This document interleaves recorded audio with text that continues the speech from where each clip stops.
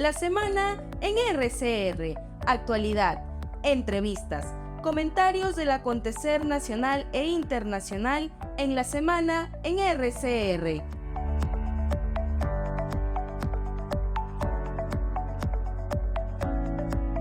Le damos la cordial bienvenida, como cada sábado, al doctor Gerbe Cuba García, reconocido médico, especialista en política de salud pública, columnista, comentarista en el portal El Montonero. Qué gusto saludar al doctor Gerbe Cuba, muy amable, ¿cómo está usted?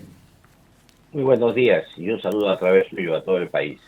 A ver, ayúdenos un poquito a desgranar qué le ha parecido la presente semana política, ¿no? La cereza en el chantilly parece ser que la pone Es Vladimir Cerrón, ¿no? Vladimir Cerrón ahora ya saca comunicados. Hoy el diario El Comercio dice que Vladimir Cerrón incluso maneja las cuentas de Perú Libre, ¿no? No, todo, esa ya es la cereza en el chantilly en la presente semana. A ver, coméntenos, por favor. Mire, hay muchos aspectos. Ha sido una semana muy rica, tanto en la política nacional como internacional. Creo que es necesario relevar el hecho de que Perú haya asumido la presidencia temporal de la PEC para el próximo año, pero además que lo haya recibido nada menos que las propias manos del presidente Joe Biden. Esa fotografía creo que es sumamente importante para la confianza política en el Perú. El segundo aspecto creo que tiene también importancia ha sido la reunión bilateral con el gobierno chino. Esa es una reunión muy importante debido a que Perú tiene a China como el socio principal de su comercio exterior. Entonces yo creo que eso, y no solamente del comercio exterior, sino también de sus propias inversiones en el Perú. Creo que esa reunión también ha sido sumamente importante para el Perú. Y en el tema interno, creo que ha habido hechos que hay que resaltar también. Uno de ellos ha sido la CADE, donde ha podido haber un diálogo, creo que importante, por lo menos se han escuchado las posiciones, tanto del empresariado como del gobierno, y quizá ahí vaya a servir para la crítica, la conversación, incluso para el ajuste de algunas carteras ministeriales que quizá se produzcan en el siguiente periodo. Pero además el Congreso de la República ha aprobado con 93 votos la primera votación de la reforma constitucional que nos retorna a la bicameralidad. Y en el tema nuestro de salud ha votado una buena ley, que es el fortalecimiento del sistema de vigilancia epidemiológica del CDC, que va a traer, le abre los ojos y los oídos al sector salud en relación a la información que antes era fragmentada. Creo que eso también tiene una implicancia especial para nuestro país. Creo que si vemos estos grandes temas, es obvio que el ruido político interno haya querido hacer lo propio. Uno de esos es el comunicado que usted señala, ¿no? De la oposición, el tema, ¿no? Que ha señalado el comunicado del Partido Perú Libre, que dicho de paso creo que ha pasado bastante desapercibido en el escenario nacional. Y por otro lado también algunos comentarios que han hecho algunos gremios, porque era de esperar, quiero señalar aquí, era de esperar que esta visita al exterior de la presidenta Boluarte iba a traer como consecuencia algunos movimientos internos, como ha sido la censura del ministro Vicente Romero y por la probable interpelación del ministro de Energía y Minas, como secuela de lo que ya comentamos aquí hace varias semanas con relación a la entrega de los lotes petroleros a Petroperú. Ahora, incidiendo un poco ya en cómo salimos de esta crisis, ¿no? En las señales que tiene que dar el gobierno, ¿no? Usted ha mencionado dos temas de inicio, ¿no? El tema Perú va a ser, o sea, en el año 2024 va a estar, bueno, ya a partir de la fecha está a cargo ya de manejo pro tempore del foro de la PEC. Y esto es una noticia que deberíamos tomarla en consideración, un hecho que deberíamos tomar en consideración, pues estamos hablando de las economías mundiales más importantes, por un lado, y segundo, además porque geopolíticamente estamos, ¿no?, en una posición que todo el mundo le echa la mirada al país, ¿no? Y es una buena posibilidad si es que hay un manejo fino de parte del gobierno de captar inversiones, por un lado. Por otro lado, usted mencionó también la Conferencia Anual de Ejecutivos, CADE, ¿no?, que siempre ha tenido el mismo discurso, ¿no? Porque me da la impresión estar en Perumín y estar en CADE, porque las exigencias son las mismas, ¿no? Y los ofrecimientos de parte del empresariado, me refiero, y los ofrecimientos de parte del gobierno son los mismos, ¿no? Sí, vamos a abrir la inversión, tenemos la mejor voluntad, no hay que perder el optimismo. La gente se pregunta, ¿para cuándo? ¿Hasta cuándo? ¿Qué señales claras va a dar el gobierno? Y le pongo esto como antecedente justamente para mirar si verdaderamente el gobierno quiere dar confianza al país, tendría que actuar de una vez. Creo que en el caso segundo que usted ha planteado, en el caso de cómo ajustamos la economía y cómo salimos adelante a través de nuestros mecanismos internos, es ahí precisamente donde se rompe la carrera de transmisión, es decir, en las decisiones de alto nivel y la correa de transmisión hacia los niveles intermedios e inferior de la gestión pública. Yo creo que ahí hay una ruptura ideológica importante. Todavía dentro de los ministerios existe todavía los funcionarios que entraron desde la década del Vizcarrato y luego continuaron con Sagasti, con Pedro Castillo, y que fueron realmente aquellos que promovieron muchas trabas regulatorias, muchas trabas en sí misma, entendiéndose trabas como a todos aquellos mecanismos que no abonan nada al desarrollo de la economía nacional.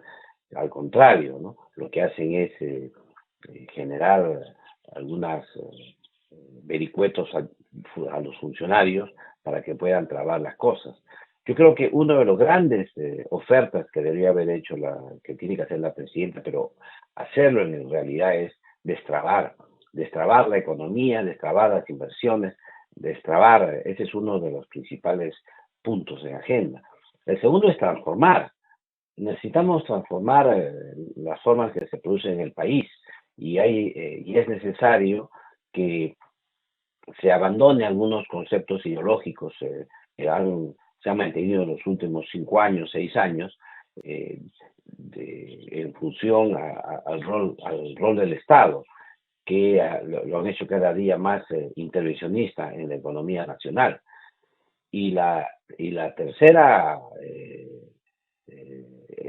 fase importante debe ser desarrollar, es decir, necesitamos nosotros empezar fuertemente un proceso de promoción de inversiones e inversiones sobre todo del sector privado que permitan precisamente con estos dos primeros conceptos dar lineamientos o poner el dinero para las inversiones, que eso ya es cosa mayor. Y esto pasa por el momento propicio que tenemos a nivel internacional, que se nos han, como se dice, alineado las estrellas, tanto con el tema de la inauguración el próximo año del gran puerto de Shanghái en Perú, en el norte de Lima, pero también por la presidencia temporal de APEC, que va a permitir que las economías del mundo miren nuestra economía. Y por otro lado, tenemos pues un problema serio que va a ser con el fenómeno del Niño global, que probablemente nos coloque otra vez en apuros a la economía nacional. Por eso es que es importante que el gobierno de una vez emprenda un serio proceso de destrave burocrático, de transformar el país, de iniciar procesos y lineamientos claros de desarrollo para promover inversiones precisamente para enfrentar mejor el tema del fenómeno niño global, porque el niño global, tenga usted presente, que va a afectar evidentemente infraestructura, poblaciones, quizá va a haber epidemias, etcétera, pero gran parte del país debería también estar en un proceso masivo de inversiones de tal manera que se pueda paliar la situación. Todavía hay dificultades para el manejo de diversos sectores, uno de ellos es agricultura, por ejemplo, que todavía no logramos destrabar todos esos manejos incorrectos que se hizo en el periodo del Sagasti y Vizcarra, ¿no? Doctor Cuba, y justamente quiero rescatar lo que usted señalaba hace unos instantes, ¿no? Que es justamente tomar decisiones, ¿no? Y tomar decisiones de arriba hacia abajo. O sea, no con el ánimo de ser impositivo, sino porque en determinadas circunstancias, como la que estamos viviendo, una recesión que empieza ya a generar estragos en la vida diaria de los peruanos, pero además en lo que usted mencionaba hace unos instantes, ¿no? Hay muchos funcionarios que siguen permaneciendo en el aparato público. Y eso pasa por una toma de decisiones, por una decisión política pasa eso. O sea, ¿usted ve en este gobierno que verdaderamente tiene esa voluntad política de hacer estos cambios? ¿O simple y llanamente seguimos avanzando hasta culminar el 2026, como lo ha dicho la propia presidenta, o el presidente del Consejo de Ministros, como lo acaba de advertir en CAE, ¿no? Lo cual muchos saludan, muchos pueden estar en desacuerdo, pero lo que la gente quiere, el ciudadano que nos escucha en estos momentos en distintos puntos del país, yo quiero trabajo, yo quiero impulsar mi emprendimiento, ¿no? Y eso pasa justamente por crear las condiciones. ¿El gobierno las está brindando? Mire, ahí hay un tema que tiene que ser común entre el Congreso y el gobierno. Por un lado, el gobierno, en un afán de fiscalizar y de promover que la meritocracia, creó mecanismos de idoneidad en la designación de funcionarios públicos. Y esto ha hecho que tengan requisitos en los últimos 5 años, requisitos que tengan pues títulos universitarios, que eso está muy bien, pero además que tengan experiencia laboral en el cargo. Esta experiencia laboral en el cargo, en un país que ha estado gobernado los últimos años por funcionarios de una orientación política progresista que todos conocemos, hace que sea casi imposible encontrar un funcionario público que no tenga ese antecedente. Y por lo tanto, cuando uno quiere hacer las designaciones correspondientes, o se queda con los mismos que ya vienen de atrás, o, por último, busca con lupa encontrar un funcionario que tenga pues 4 años o 6 años u 8 años de experiencia en el área o en el campo. Esto ha generado, si bien es cierto en su momento, fue importante en la época del expresidente Pedro Castillo, porque las designaciones eran totalmente pues inconvenientes, pero ha generado ahora que haya casi una imposibilidad de los ministros de poder designar nuevos cuadros que puedan generar una correa de transmisión desde la presidencia hasta los operadores más de la estructura del Estado, ¿no? Esto que usted señala tendría que ser quizá conversado por el gobierno con el Congreso de la República para mejorar la norma, de tal manera que se mantengan pues los títulos universitarios, la experiencia, digamos, en el campo profesional, pero que no necesariamente se exija experiencia en el cargo estatal, porque es evidente que si nosotros queremos incorporar gerentes que sean exitosos en el sector privado, tenemos que quitarle el requisito de que tengan 8 años de experiencia o 6 años de experiencia o 4 años de experiencia en el sector público en cargos similares, porque caso contrario, lo que vamos a hacer es mantener toda esa burocracia intermedia que está sumamente ideologizada porque responden a periodos gubernamentales que en su momento fueron designados como cargos de confianza. Por eso es que ese tema que usted acaba de señalar es importante, ¿no? Y yo creo que eso debe ser una agenda para resolver en el corto plazo, y yo creo que en el plazo inmediato. Y el segundo aspecto que creo que hay que señalar es que debe haber lineamientos claros del Consejo de Ministros, de tal manera que cada uno de los ministros se ajusten a una conducción estratégica nacional y no coseche cada uno por su lado. Creo que se ha mejorado bastante frente a lo que había en el gobierno anterior en ese aspecto.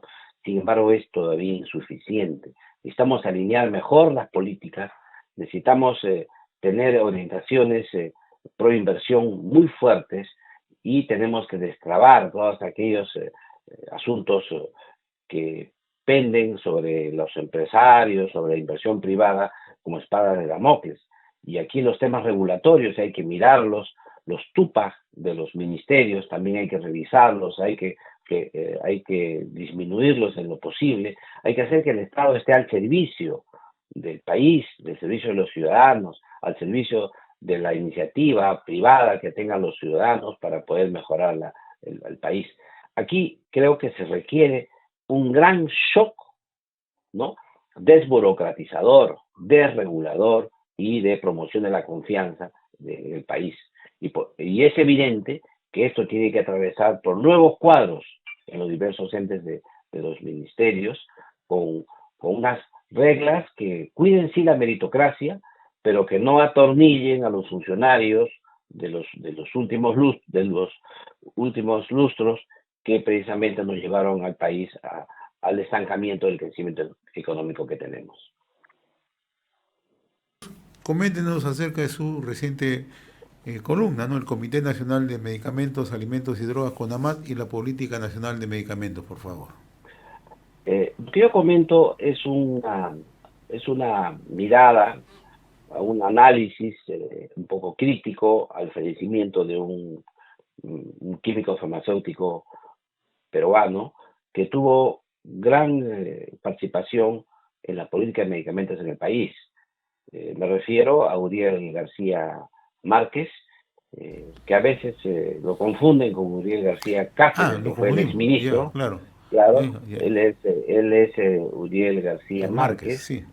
Que fue el iniciador, propulsor de lo que fue la Comisión Nacional de Medicamentos y Drogas, que fue creado en el primer gobierno del expresidente Alan García, que fue una institución autónoma que además veía no solamente el tema de medicamentos para humanos, sino también sanidad animal, también veía el tema alimenticio. Era una corporación grande, muy poderosa, porque estaba anclada en el centro de la economía, ¿no?, del país, y tuvo un desempeño muy grande en su momento, porque fue ahí donde se valoraba el uso del dólar MUC o sanitario, que era, como recordaremos todos, el dólar más subsidiado que se daba en ese periodo, que era para la salud. Y luego también estaba formado por un consejo donde intervenían varios ministerios, estaba el Ministerio de Economía, de Finanzas, etcétera, etcétera, de tal manera que se creó una burocracia en el centro mismo de la economía nacional. Y esto tuvo una enorme crítica, porque todos recordaremos que había escasez de medicamentos, había colas para ellos, y era muy caro los medicamentos, a pesar de que estos estaban subsidiados. Y lo que observamos en esa época era el contrabando hacia el exterior de medicamentos producidos en el Perú con dólar subsidiado y vendidos en el extranjero que no tenían estos medicamentos subsidiados. Y esto, el año 90 mismo, ya a la salida del expresidente García, en abril del año 1990, fue desactivado. Sin embargo, esto ameritó luego recordamos en los años 90, una liberalización del mercado farmacéutico, inclusive con el registro sanitario automático. Se le quitó a las farmacias la posibilidad de que las distancias que debería existir entre farmacia y farmacia, que en ese momento existía, o que las farmacias solamente podían ser constituidas por profesionales químicos farmacéuticos, etcétera. Esto llevó a que se genere todo un debate para la política de medicamentos en el Perú, que tuvo un actor muy fuerte, a Uriel García Márquez, que de por sí había también hecho sus respectivas críticas frente al control de precios que se vio originado pues en los años 85-90, en el primer periodo del expresidente García.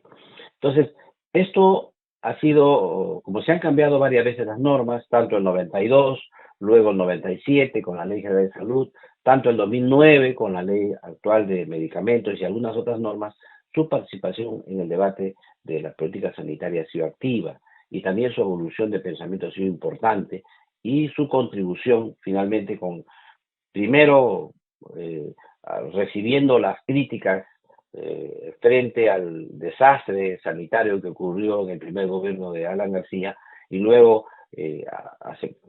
superando estas críticas, asumiendo posiciones en el debate y en sanitario nacional. Es cierto que nunca más volvió al cargo como actor en la política sanitaria. Sin embargo, desde llano, como se dice, contribuyó a una serie de debates y aportes en el tema de la política sanitaria nacional. Él finalmente culminó su vida política ya como funcionario del Ministerio del Interior, como director de Gobierno Interior, en la designación de prefectos, gobernadores, gente que tiene a cargo esa área, y eso le dio bastante unión, digamos, con el partido político, el APRA, que es lo que se ha visto también en su entierro y su velorio, que ha habido miles de personas, cuadros políticos en su velorio, incluso con la presencia de altos dirigentes del partido aprista. Creo que la remembranza que se hace sirve precisamente para enjuiciar una política sanitaria y también reconocer la labor del hombre en estas circunstancias. Creo, en fin, que es una pérdida, no solamente para el partido aprista, sino para el país en su conjunto. Muy bien, doctor Heber Cuba García, yo le agradezco como siempre la amabilidad que he tenido con RCR, Red de Comunicación Regional. Muy amable de su parte, que tenga buen día, muy gentil. Un abrazo una vez más. Gracias. Hemos presentado La Semana en RCR.